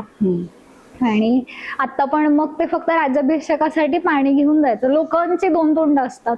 आम्ही जर आता पॅन्ट शर्ट वर ट्रेक केला तर म्हणतात तुम्हाला, मग तुम्ही तेवढं गेलाय, मग तुम्हाला संस्कृती जपत राज्याभिषेकासाठी पाणी घेऊन जायचंय, मग तुम्हाला नाही का तुमचं कल्चर दाखवतायत, म्हणून आम्ही नऊवारी वेअर केली. मग ते जे खूप शहाणे असतात ते म्हणतात की मग या अशा ठिकाणी नऊवारी घालायची काय गरज आहे. पण माझ्या बरोबर जी मुलगी होती ती ऑलरेडी सबमिट करून आली आहे आणि तिला त्या वातावरणाचा पूर्ण अंदाज होता, पूर्ण. सो माझ्याबरोबर गाईड प्रॉपर असतात दरवेळेला, सो मी ती रिस्क घेऊ शकते. ती त्याच्यामुळे वर्ल्ड मधली youngest यंगेस्ट आहे. आहे जिने अन्नपूर्णा कस्तुरी सावेकर. कम्प्लीट केलंय. अच्छा. वर्ल्ड तिने 22व्या वर्षी अन्नपूर्णा माउंटन सर केलाय, जो एव्हरेस्ट पेक्षा थोडासा टेक्निकली डिफिकल्ट मानला जातो. आणि त्यामध्ये शी इज द वर्ल्ड यंगेस्ट. तिच्या 22 वर्षापेक्षा कमी वयात कोणीच अजूनपर्यंत तो सर नाही केला. आणि अन्नपूर्णा कम्प्लीट करून तिने पुढच्या 14 दिवसात एव्हरेस्ट पण कम्प्लीट केला. हे तिचं रेकॉर्ड आहे. म्हणजे अशी सोबत होती माणसं, त्यामुळे आम्हाला ते थोडं सपोर्ट वाटलं की Motivation आमच्यासोबत वाटलं. एक्सपिरियन्स माणसं आहेत. इव्हन आमच्याबरोबर जे शर्पा वगैरे होते त्यांनी जवळपास एका सीझन मध्ये 7-8 वेळा बीबीसी केलंय, 25 वेळा जवळपास बेस कॅम्पला जाऊन आले. म्हणजे ते 1 डे रिटर्न करतात बापरे. एव्हरेस्ट बेस कॅम्प, जिथे आम्हाला 10-12 दिवस लागतात. तर त्यांनी खूप जास्त सपोर्ट केला. मध्येच हिचा कान एक्स्ट्रीमली जास्त दुखायला लागला चालता चालता. एक व्हॅली लागते मध्ये जाताना आणि खूप मोठा असा स्ट्रेट पॅच लागतो, जवळपास 10-12 किलोमीटरचा एक स्ट्रेट पॅच आहे आणि मोठे डोंगर आहे, दोन्ही साईडला बर्फाची अशी व्हॅली आहे व्ही. आणि मधून जोर जोरात वारे वाहतात आणि ते वारे डोक्यावर एवढे बसतात, कानावर एवढे बसतात ना की तुमचा कान अक्षरशः खूप जास्त पेन करायला लागेल. नाकातून आमच्या दोघांच्या रक्त वगैरे आलेलं, असं काय काय बऱ्याच वेळा झालं. म्हणजे पण काय त्या body लोकांचा react एवढा करेल आमच्यावर काहीच लक्ष ते होता. तुम्ही आधी मानसिकता तयार केलेलीच होती, हो, त्यामुळे ते हो. त्यासाठी रेडीच होते. हिच्या पहिल्यांदा नाकातून रक्त आलं, हिने मला सांगितलं नाही की, म्हणजे बऱ्याच गोष्टी हिने माझ्यापासून पहिल्यांदा लपवल्या. नंतर ज्यावेळी कळलं ना की ते मला पण होत आहे, त्यावेळी हिने मला सांगितलं "हो, माझ्यावर मला पण पण असंच झालं." इव्हन आमचं तळ पायाला पूर्ण, आमचे शूज वॉटरप्रूफ असल्यामुळे पाय सफोकेट व्हायचे. आणि दिवसभरात ना 8-8 तास रोज चालल्यामुळे ना पायाला पूर्ण असे पाण्याचे बबल कसे आले होते पूर्ण. म्हणजे तेव्हा आमच्या डोक्यात एकच विचार आला की आपले जे सियाचीन बॉर्डरवरचे सोल्जर्स वगैरे असतील किंवा ज्यांना त्यांचा अशा विचार. काही आर्मीवाले अशा काही ह्याच्या एरियाज मध्ये त्यांचं ड्युटी असेल, त्यांची काय हालत होत असेल, आपल्याला काही घरात बसून काय वाटत नाही. माहित नसतं. आम्ही असंच आमच्या चॅलेंजेस साठी ट्रेक करतो आणि त्यानंतर आम्हाला असं काय झालं तर आपल्याला वाटतं की अरे माझ्या पायाला एवढं मोठं काहीतरी झालं. पण ती त्यांची ड्युटी आहे. मग तसं त्यांच्याकडनं मोटिवेशन घेऊन किंवा एवढं चालतोय, ही मला तर मध्ये मध्ये सांगत राहायची. मग महाराज कसे जात असतील त्यावेळी, एवढे महाराष्ट्रातनं सुरतला जाऊन लुटी मारून आलेत, घोड्यावर बसून, घोड्यावरच झोपायचे, आपल्याला एवढं जमणार नाही का. म्हणजे कुठून ना कुठून जरासं लो झालं ना की कसं ना कसं मोटिवेशन हे यायचं, करायचं. एकमेकांना आम्ही तेच मोटिवेट करायचो. पण हे तुझं कसं काय, म्हणजे शिवाजी महाराजांचं पहिल्यापासूनच मोटिवेशन कसं काय? काय माहित, मला कोणत्या पण सिच्युएशनला तेच डोळे, म्हणजे घरात ते वातावरण नाही, आहे? घरात पण कोणाचंच काही नाही. म्हणजे असं गड किल्ले किंवा असं कोणतंच बॅकग्राऊंड असं नाहीये. फक्त पप्पांना फिरायची आवड होती आणि आमची एकदा ट्रिप गेलेली रायगडवर. मग तेव्हा आय थिंक मला वाटतं ते कुठेतरी मग ते कनेक्शन हे झालं आणि मग दरवेळेला मग गडकिल्ले महाराज असं ते त्याच्यातच सगळं असतं. आता. आणि जर आपण महाराजांचं असं लाईफ बघितली ना तर आपल्या लाईफ मध्ये येणारे सिच्युएशन पॅरलल असतात असं वाटतं काय पण. आता मी तर ते म्हणत होते हेलिकॉप्टर रेस्क्यूचं जेव्हा चालू होतं ना, मम्मी म्हणत होते मग आग्र्याहून महाराज कसे सुटले असणार, तुला तर असं चालत जायचं 2 दिवसामध्ये, त्यांना तर त्या पेटाऱ्यातनं जात होतं, मग ते सफोकेट झाले नसणार काय. म्हणजे मी असे सगळे सीन क्रिएट करून करून करून मग स्वतःला त्याच्यातून motivation. स्वतःला मोटिवेट करत राहायचं असं. आपण आता दुसऱ्या बाजूकडे येऊया. तुमचं लव्ह मॅरेज आहे की अरेंज मॅरेज आहे? Arrange. सगळ्यांना प्रश्न आहे. अरे वाटतच नाही. म्हणजे अरेंज मॅरेज कसं काय, म्हणजे लव्ह मॅरेज सारखं वाटतंय ते काय स्टोरी आहे ती सांगू शकाल का? अरेंज मॅरेज सांगा तुम्ही. असे खूप, त्याला पण असे खूप वेगवेगळे काय काय आहेत. माझी एक मैत्रीण आहे शिवानी म्हणून, तर ती यांच्या मामींची बहीण लागते. तर तिने ह्यांना बघितलेलं आणि ती असं होतं की तुझ्यासाठी हा पोरगा खूप भारी आहे, पण ती मला हे सांगायचंच विसरली. आणि मग त्याच्यानंतर मी तयारच नव्हते, म्हणजे माझं हे सगळं प्रकार चालू होता, त्याच्यामुळे मी असं होतं की पप्पांना नाही पप्पा आणि थोडा वेळ थांबा आणि थोडा वेळ थांबा. मग तरी पण पप्पांनी ते बायोडाटा वगैरे करून घेतला आणि पत्रिका इकडे तिकडे सॅग्रिगेट वगैरे केल्या. ते झालेलं दिवाळीमध्ये. आणि त्याच्यानंतर मध्ये काही हे नव्हतं, मग पप्पाच मुलं बघायचे त्यांनाच, आणि मी अटी घातलेल्या मला गावात पाहिजे, अरे बापरे. मला शहर उलटच नकोय. आहे. हा, मला शहर नकोय म्हणून सांगितलेलं. आणि मला नोकरी करणारा नको, मला छोटस असू दे, स्वतःच काहीतरी करणारा असू दे, मी वाढवेन जाऊन, असं माझं होतं. आणि पप्पांचं असं होतं की पोरी उलट म्हणतात असा पॅकेजवाला पाहिजे, तसा पॅकेजवाला पाहिजे, आणि तुझं हे काय वेगळंच आहे. मग पुणे मुंबई नको म्हणून सांगितलेलं. आणि खूप आलेले असे बाहेरचे वगैरे ट्रॅव्हलिंग करणारे प्रॉपर फील्ड मधले वगैरे पण होते. मग मी नाही म्हणून सांगितलं सगळ्यांना. 53 पोरं पप्पांनी बघितलेली. मग ते सगळं प्रकार चालू होता. आणि त्याच्यानंतर मी एमकेला गेल्यानंतर यांची कमेंट आलेली एका ह्याच्यावर, म्हणजे DM असा आलेला की खूप छान करतेस आणि असंच म्हणजे करत कुठेतरी स्टॉकिंग चालू होतं. आणि थोडंफार. आणि मेसेज आलेला असा. मग त्याच्यानंतर मग मी, तेव्हा यांचे फॉलोअर्स नव्हते, तेव्हा त्यांचे 1000च फक्त फॉलोअर्स होते. आणि मग तेव्हा मी बघितलं की हे थोडं स्पिरिच्युअल असं कंटेंट आहे. मग मी विचारलं मेडिटेशनचं कसं प्रोसेस असते, काय करायचं असतं, असं मी नॉर्मल बोलत होते. मग हे बोलता बोलता मला बोलले की तुझी पत्रिका कोकणामध्ये फिरायला लागले सगळीकडं म्हणून. आणि मग काय झालं, पत्रिका फिरायला लागले. मग आमचं आम्ही इंटेन्शन एकमेकाला असं all the काही best नव्हतं वगैरे. Actually, to be honest. मी फक्त एक अप्रिशिएट केलेला, कारण तुझा तो रॅपलिंग वाला एक Rappling व्हिडिओ वाला, हे झालेला, आणि आपल्या आमच्या कम्युनिटी मधले कोणतरी आहे जे असं रॅपलिंग वगैरे करतायत, तर मी त्याच्या ह्याने केलेलं. आणि त्यानंतर मी बोलता बोलता मम्मीला बोलून गेलो, म्हटलं ही बघ कोणतरी आहे रॅपलिंग वगैरे करते, गड किल्ल्यांवरच असते, म्हटलं दिवस रात्र असं काय. मग त्यावेळी मम्मीने ते मला सांगितली हिची पत्रिका वगैरे फिरते इकडे. नंतर ती बोलवून घेतली, पत्रिका मागून घेतली, आणि मामांनी आणि माझे काका आहेत त्यांनी मिळून डायरेक्ट आमच्या मागे, आम्हाला काहीच माहित नाही, डायरेक्ट सगळं ठरवूनच बसले. बापरे. आणि आम्ही दोघं इंस्टावर वेगळंच आमचं मेडिटेशनचं वगैरे चाललंय सगळं. आम्ही बोलायचो इंस्टाग्रामवर, पण एकमेकांना आमचं असं भेटायचो. कधी कॉन्व्हर्सेशन झालंच नाही. पण नंतर मी माझे एक पुण्यातले गुरु आहेत, त्यांना म्हटलं असं असं झालंय की माझ्या मनातही नसताना कुठेतरी बॅक इन द माइंड किंवा माझ्या घरामध्ये मागे ह्या सगळ्या गोष्टी झाल्यात, आणि आता ह्या टप्प्यावर हे होऊन पोहोचलंय. तर त्यांनी मला सांगितलं की काय विचार करू नको, तसंही तुझं वय निघून गेलेलं आहे, लग्नाचं हळूहळू निघूनही जात आहे, त्यामुळे हाय सगळं नीट, होय बोलून टाकून. आणि मी त्याच्या अगोदर एकही मुलगी बघितली नव्हती किंवा असं काहीच नाही. कारण माझं स्वतःचं अर्निंग असं खूप लेट चालू झालं लाईफ, त्याच्यामुळे काय घरातल्यांनी मुली बघायचं वगैरे काय प्रश्नच मी उभाच केला नाही घरात. आणि काही न करता आलं म्हणून मी असं समजलं की कुठेतरी स्वामींकडनं हा कौल आलेला आहे, आणि मी डायरेक्ट ग्रीन सिग्नल देऊन टाकला, ठीक आहे चला जाऊन बघून येऊया म्हणून. मग 2 दिवसात लगेच हे चाले सावंतवाडीमध्ये, तो बघण्याचा वगैरे कार्यक्रम झाला, आणि झाला मग डन झालं. अशी चौकशी वगैरे काय केलीच नाही का मग? काय चौकशी म्हणजे म्हणजे थोडंफार बाहेरून ते करतातच ना तसं. आमच्या घरातल्यांनी केलेलं तेव्हा हे घर बांधण्याचं चालू होतं. आम्हाला कळालं बाहेरून की त्याला लग्न करायचं नाहीये, आणि घर आत्ताच बांधलं, त्याच्यामुळे थोड्या वर्षानंतर वगैरे करतील. परत कळालं अक्षय मटकर नावाचाच एक मुलगा आहे दुसरा, तो कोणतरी पण त्याचं लग्न झालंय असं म्हणजे आमच्याकडे वेगळं चालू होतं. Confusion. मग मी बाबांना म्हणलं पप्पा राहू दे म्हटलं, नसेल असं म्हणलं. बाबा म्हणले नको. मग ते का अजून एका काकांकडे गेले, ते ह्यांचे रिलेटिव्ह होते. मग त्यांनी जबरदस्तीने ह्यांच्याकडे पत्रिका हे केली की बघा बघा बघा करून. मग ह्यांच्याकडे कौल वगैरे सगळा प्रकार असतो. मग ते बोलले की नाही कौल वगैरे पण सगळं लागलंय तर बघायला या म्हणून. आणि दुसऱ्या दिवशी बघायला येणार, आदल्या दिवसापर्यंत आम्हालाच दोघांना माहित नाही की आपण म्हणजे खरंच आपण असं करायला लागलो. एकदम कॅज्युअल असं हे होतं. आणि युनिव्हर्सली हा, कनेक्शन. म्हणजे असं काही डोक्यात असं काही ठेवलंच नव्हतं की काय असेल काय असेल. आणि मजा म्हणजे मी दाखवायच्या कार्यक्रमाच्या दिवशी मी एवढी साधी आलेले, मी पावडर पण लावले नव्हते तोंडाला. मी म्हटलं ह्याच चेहऱ्यानं मला जे कोण पसंत करेल ना माझ्या ह्याच्यावर तर त्यालाच मी हवं म्हणणार. आणि सेम यांचं पण, ह्याने तर केस पण विचारले नव्हते. आणि यांनी पण तेच म्हणलेले, जी मला अशी पसंत करेल तिच्याशी मी करणार. मला पप्पा दोघं एकमेकाला सारख्याला वारके मिळालं. छानच. मग आता तू कोल्हापुरातून कोकणात आली आहेस, आमच्या कोकणाबद्दल तर प्रश्नच नाहीये. कसं वाटतंय कोकणात येऊन? छान वाटतंय सगळं. काय आता आपल्या संस्कृती प्रथा परंपरा खूप वेगळ्या आहेत, तर त्याच्याशी मिळतं जुळतं कसं काय केलंयस तू? कारण नाही म्हणलं तरी कोकणात बऱ्याच प्रथा परंपरा आहेत.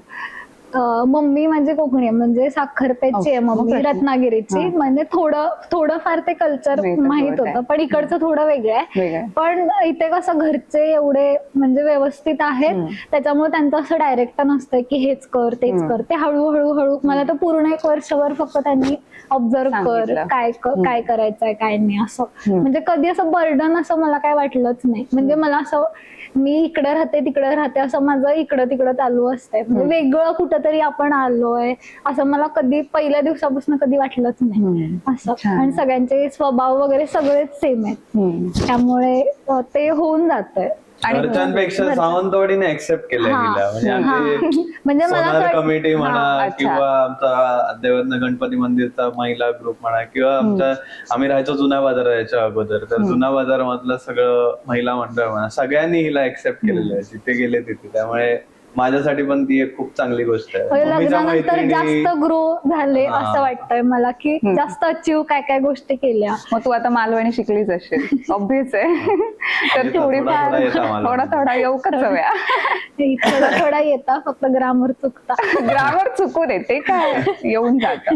काहीतरी बोलू शकतेस का असं म्हणजे मालवणीत एखादं? तुझ्या ह्या प्रवासाबद्दलच सांग, बेस कॅम्प बद्दल सांग की आपण हा गड सर केलाय, कसा वाटता तुका? तर ते थोडं जमतला काय नाही बघ बोलून येईल ना. असं पटकन नाही सुचत मला. माका छान वाटतं. तुम्ही मला हे करा मग. ओके. तर तू आता बेस कॅम्प सर केलंय, तुका आता काय फिलिंग असत, कसा वाटता? माका खूप भारी वाटतं. आणि आमचं कोकण कसा वाटला तुका? येवा कोकण आपलं तसं ते सगळ्यांनाच येतं. बोलते पण मी तिच्यावर जरा कमी बोलतो, कारण ती एवढी वाट लावून टाकते ना मध्ये पण हळूहळू येईल. ते एक शब्द मला एकदम मी हँग होऊन जाते, काय बोलायचं असं होतं. काना जास्त मध्ये तिचं काहीतरी असं होतं की ती फक्त कोकणीच बोलते.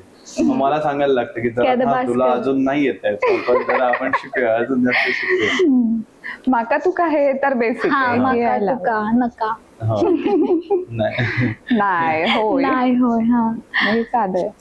आता ते तिचं म्हणजे फर्स्ट स्टेज असते ना की कोकणी माणसं जरासं आपण सुरात ओढून आणि हे कोल्हापुरी फास्ट बोलतात ना, ते तिथे व्हायला लागलंय. मग ते तिकडचे लोक सगळ्याला म्हणतात हा जरा तुझा कोकणी ऍक्सेंट आता होत आलाय. आणि आपली कोकणी भाषा अशी आहे की ती लगेच हे होते, तो येतोच टोन एकदम सुरात बोलल्यासारखं, एकदम गोड बोलतो. म्हणजे ह्यांच्या बरोबर बोलताना ते असं ओढून बोलल्यासारखं होतंय. मग परत पप्पा गेले की पप्पा मग मुद्दाम मला चिडवायला सुरुवात करतात, असं होय नाही असं करायला सुरुवात करतात. भारी आहे. पण आता आपण स्पिरिच्युअलिटीकडे येऊयात की आता तू शिवभक्त आहेस आणि दादा स्वामी भक्त आहे, तर काहीतरी प्रचिती आल्याशिवाय आपण एखाद्यावर असा नाही पटकन विश्वास ठेवत. तर तुला असे काय अनुभव आलेत की तू स्वामी भक्त झालास किंवा ह्या सगळ्या गोष्टी? माझी भक्ती कुठेतरी सुरू झाली ज्यावेळी माझे सगळे डाऊनफॉल्स आले होते. एक प्रत्येकाच्या आयुष्यात एक डाऊनफॉल येतो. हा माझ्या लाईफ मध्ये आलेला. आणि कुठेतरी मी कोविड नंतर ज्यावेळी सावंतवाडीत शिफ्ट झालो त्याच्यानंतर असं हरल्यासारखी फिलिंग होती पूर्ण. काही रस्ता मिळत नव्हता, काय नाही. त्यावेळी मी रोज जाऊन माणगावच्या देवळात जाऊन बसायचो दत्त दत्त मंदिरात. मंदिरात. काहीच करायचो नाही, काही मागायचो नाही, काय नाही. फक्त तिथे जाऊन बसायचो शांत. आणि तिथेच मला हळूहळू एक एक उत्तरं मिळत गेली. म्हणजे कधी कधी न मागता आपण ज्यावेळी फक्त निस्वार्थपणे देवाच्या समोर जाऊन बसतो ना, त्यावेळी देव तुम्हाला तेच देतो जे तुमच्यासाठी गरजेचं असतं. आणि त्याच्यावर तुमचा विश्वास असला पाहिजे. इन्कम माझं पूर्णपणे स्टॉप झालेलं. लग्नाचं वय निघून जात होतं. कुठेतरी 29 पास होत गेलो. 30च्या उंबरठ्यावर आलेलो मी ऑलमोस्ट. पण त्याच्यानंतर कुठेतरी मला एकदा स्वामी भेटले. स्वामींनी मला एक दिशा दाखवली की थोडंफार आयुष्यात सॅक्रिफायसेस तुला करावे लागतील. चुकीच्या सवयी आहेत त्या जराशा कमी कराव्या लागतील. आणि थोडंसं माझ्याजवळ तुला यावं लागेल. त्याच्यानंतर मी तुला भरभरून देणार. स्वामींचं नाव पकडलं.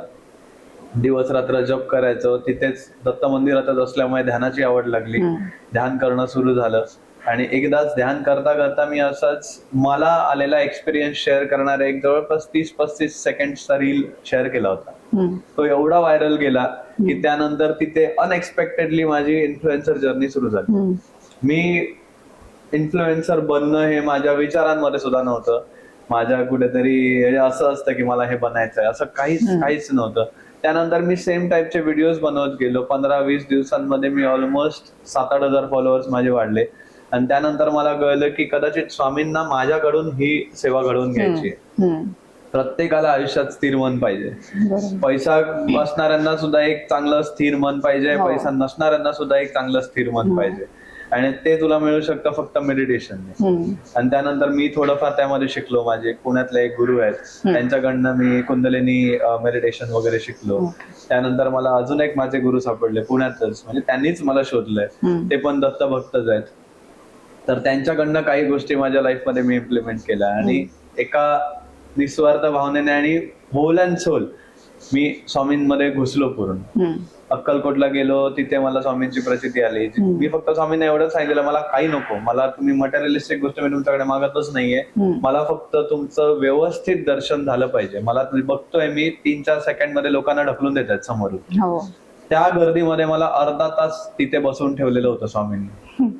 कसं झालं काय झालं माहित नाही. अचानक तिकडची गर्दी पण गायब झाली. कोणतरी VIP आले होते दर्शनासाठी. आणि सगळी लोक बाहेर काढले त्यांनी आणि ते पूजेला बसलेले. मला एकट्यालाच आत घेतलं आणि त्यांच्या मागच्या प्रदक्षिणाच्या एरियात तिथे जाऊन मला बसून ठेवलं. मी अर्धा पाऊण तास तिथे बसून ध्यान केलं. शांत बसलो होतो. डोळ्यातलं पाणी थांबत नव्हतं. आणि त्यावेळी मला कळलं की जर मी 3 सेकंडची फक्त 10 सेकंड मागितले आणि मला स्वामींनी जर अर्धा तास तिथे बसून ठेवलं तर मी नक्कीच त्यांचं बाळ. तोच विश्वास ठेवून मी सगळे माझ्या लाईफ मधले पुढचे डिसिजन्स घेत गेलो. आणि आज मी जवळपास आता 1,08,000ची माझी फॅमिली झाली इंस्टाग्राम वरती. सगळ्यांना कुठेतरी माझ्या रील्स मधनं असं वाटतं की ह्या गोष्टी ऐकल्यानंतर आपलं आयुष्य सुधारू शकतं. याच्यापेक्षा मोठी गोष्ट काहीच असू शकत नाही. मी त्या इंस्टाग्राम प्रोफाईलवर मी काही जास्त कोलॅबरेशन्स पण घेत नाही किंवा काही नाही. मला फक्त एकच पाहिजे की जे माझ्या हातून स्वामींनी सुरू केलंय ते माझ्याकडनं निरंतर घडत राहायला पाहिजे. मग हा ट्रेकिंग सुद्धा हे त्याचाच एक पार्ट आहे.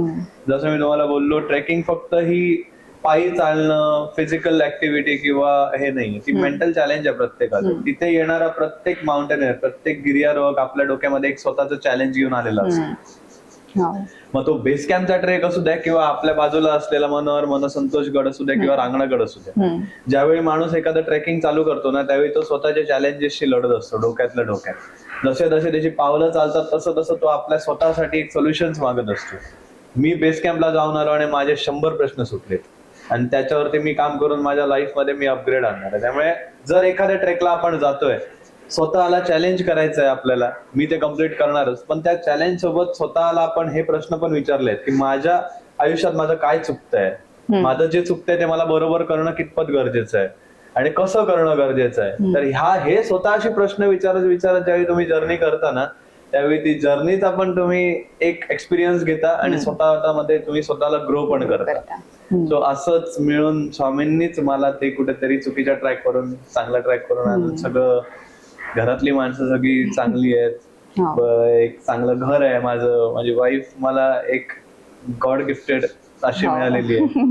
त्यामुळे जे काही मी घडतंय माझ्या लाईफ मध्ये ते मी माझं काहीच नाही, सगळं स्वामीच घडून आणतं. आताची जी पिढी आहे ती आध्यात्मिकतेकडे वळतीये, तर अशा पिढीला तुम्ही काय संदेश देऊ इच्छिता?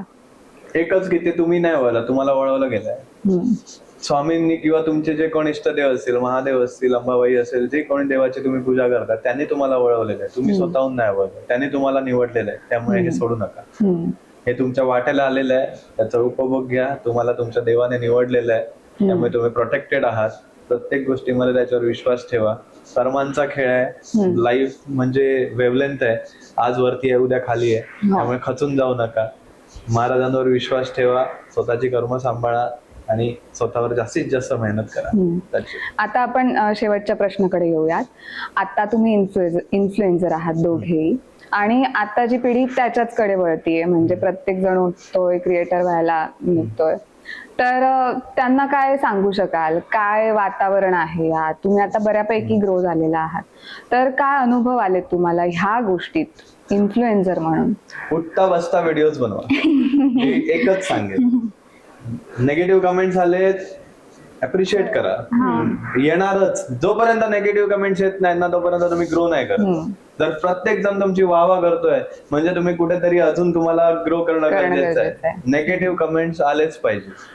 नेगेटिव्ह कमेंट्स येऊ द्या, फक्त व्हिडिओज बनवणं तुम्ही थांबवू नका.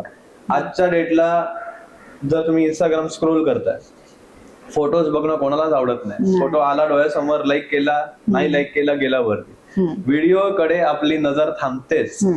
आणि सोशल मीडियामुळे आम्ही तुम्हाला सांगू, आमचं जवळपास 60% खर्च जो आहे ह्या एव्हरेस्ट जर्नीचा, हा इन्फ्लुएन्सर जर्नी मधूनच निघालेला आहे. त्याबद्दलच विचारते, किती पैसा मिळतो? तुम्ही 10,000, 15,000, 20,000 फॉलोअर जरी असेल तरी तुमची कॅपेबिलिटी आहे की तुम्ही फक्त कॉन्टेंट क्रिएशनच्या जोरावरती 1 लाख रुपये कमवू शकता इंडिव्हिज्युअल. आता युट्यूब आणि इंस्टाग्राम दोन्ही आहेत, तर त्यांचा अल्गोरिदम नेमका कसा आहे? तुम्ही एक्सपिरियन्स्ड आहात म्हणून. दोन्हीकडे कन्सिस्टन्सी इम्पॉर्टंट आहे. आणि मी स्वतः किंवा नुपूर सुद्धा स्वतः, जर कोकणातील कोणी इन्फ्लुएन्सर बनायची इच्छा असणारे असतील किंवा आता जर्नी सुरू केलेली असतील किंवा अर्ध्या जर्नीत असलेले असतील, मी तुम्हाला गुरुवारी दत्त मंदिरात भेटणार. माझ्या बाजूला बसा, मी तुम्हाला सगळे टिप्स सांगतो. मी त्याच्यासाठी कोणत्या चार्ज तुम्हाला घेणार नाही. माझा छोटा भाऊ मोठा भाऊ समजून मी तुम्हाला सगळं व्यवस्थित समजेन. मला गुरुवारी भेटा. आणि बाकी जर आपल्याला सांगायचं असेल तर कन्सिस्टन्सीच आहे ना. आणि तुमचा स्वतःचा एक निश पाहिजे, काहीतरी म्हणजे एम पाहिजे की तुम्ही का करताय. आता खूप सारे अकाउंट्स आहेत, त्यांना माहीतच नाही, त्यांना त्याचं फ्युचरच ते बघत नाहीत. म्हणजे तुम्ही गोलच सेट करत नाही की तुम्हाला कुठपर्यंत जायचंय. मग त्या गोष्टी त्याच्यामुळे होत नाहीत. मग एक व्हिडिओ व्हायरल झाला की मग पुढचे नाही झाले की मग ते लगेच म्हणणार की नाही आता व्हायरल होत नाही. सो त्या एकदा तुम्ही गोल ठरवलं ना की मला इथपर्यंत जायचं आणि तुम्हाला त्याच्यातनं आउटपुट काय हवाय. आता मी म्हणलं की मला फुल टाइम करायचं, तर माझं ह्याच्यावर घर चालायला पाहिजे, तर मला ते कंटिन्यू डोक्यात पाहिजे की माझं ह्याच्यावर घर चालायला पाहिजे, तर मला एवढी मेहनत घ्यायला पाहिजे. त्यामुळे तो एक तुमचा निश पकडा किंवा तुमचा एक काहीतरी वेगळे पण त्याच्यामध्ये ठेवा. कारण लोकांची एकदा कॉपी केली, आम्ही पण कधी कधी ट्रेंड साठी करतो, पण ते ट्रेंड असतात तेवढाच. पण तुमचा करूनच तुम्हाला कळणार की तुमचं कॉन्टेंट नक्की काय आहे. तुम्ही जर आज ठरवलात माझं नक्की कॉन्टेंट काय, मला नक्की काय बनवायचं आहे, ह्या विचारात जर वेळ घालवलात ना तर तुम्हाला तुमचं कॉन्टेंट मिळणारच नाही. 10 प्रकारचे व्हिडिओज बनवा, महिनाभर बनवा, 2 महिने बनवा, पण 3ऱ्या महिन्यात तुम्हाला कळणार की नक्की तुमचं कॉन्टेंट काय. पण बनवा. आणि मी खूप खुश होतो ज्यावेळी मला आपले कोकणातले कॉन्टेंट क्रिएटर्स जे आहेत भेटतात. कुठे मला जास्ती करून मंदिरातच भेटतात, दत्त मंदिरातच. आपल्या सावंतवाडीत पण भरपूर आहेत, बाहेरच्या आहेत सावंतवाडीच्या. भेटले की खूप छान वाटतं. कारण एक अशी आपल्या कोकणाची पण कुठेतरी एक ओळख निर्माण झाली आहे कॉन्टेंट क्रिएटर्स मध्ये सुद्धा. इव्हन माझाच एक मानलेला मोठा भाऊ, तुम्ही सगळे त्यांना ओळखत असाल, शंतनू रांगणेकर म्हणून एक आहेत. खूप चांगले ऍक्टर आहेत ते. म्हणजे तो रंगमंच कलाकार आहे. त्यांचा आता एक नाटक पण फेमस आहे, तो सावंतवाडीचा आहे. सावंतवाडीत आपला जो वरच्या बाजारातला शिवाजीचा पुतळा आहे ना, तिथे त्याचं घर आहे. दर गणपतीला तो तिथे असतो आणि त्याने आम्हाला एवढी म्हणजे हेल्प केली आहे त्या जर्नीमध्ये थ्रू आउट, की म्हणजे त्याने मला सांगितलं की नक्की तुमची वर्थ काय. इकडच्या लोकांना प्रॅक्टिकली त्यांची वर्थ नाही समजत. तुमच्यामध्ये ते स्किल आहे, तुमच्यामध्ये ते क्राऊड आहे, तुम्ही कुठेतरी तुमच्या क्राऊडचे तुम्ही हिरो आहात, पण तुम्हाला तुमचीच वर्थ नाही कळत आहे. त्यामुळे ती पहिली ओळखा. तेव्हापासून त्या पर्स्पेक्टिव्हने ज्यावेळी मी विचार करायला सुरू केला ना, मी ऍक्च्युली त्या दिवसापासून ग्रो झालो. त्यामुळे असे खूप लोकांचा सपोर्टही मिळतो, मला मिळतो. त्यामुळे मी सुद्धा प्रत्येकाला सपोर्ट करण्यासाठी ओपन आहे. आम्हाला दोघांनाही जर आमच्याकडून काही टिप्स हवे असतील तर नक्कीच आम्ही एनी टाइम तुमच्यासाठी, आपल्या कोकणवासियांसाठी हेल्पफुल ठरणार आहोत. कधी पण आमच्यापर्यंत आम्ही तुम्हाला सोल्युशन देऊ. पण कॉन्टेंट क्रिएशन जर आवड असेल, इच्छा असेल, सुरू करा. खूप जास्त पैसा आहे त्यामध्ये.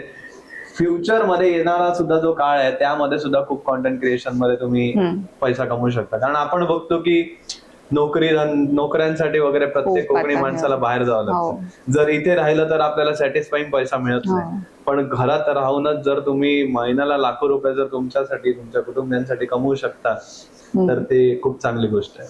त्यामुळे करा आणि मॅनिफेस्ट करायचं, मला या महिन्याला एवढे पैसे यायला जर तुम्ही तुमचा सक्सेस इथून बघू शकता ना, की मी तिथे पोहोचल्यानंतर मी स्वतःला फील करतोय, माझ्यासाठी लोक टाळ्या वाजवतात, माझ्यासाठी लोक अप्रिशिएट करतायत.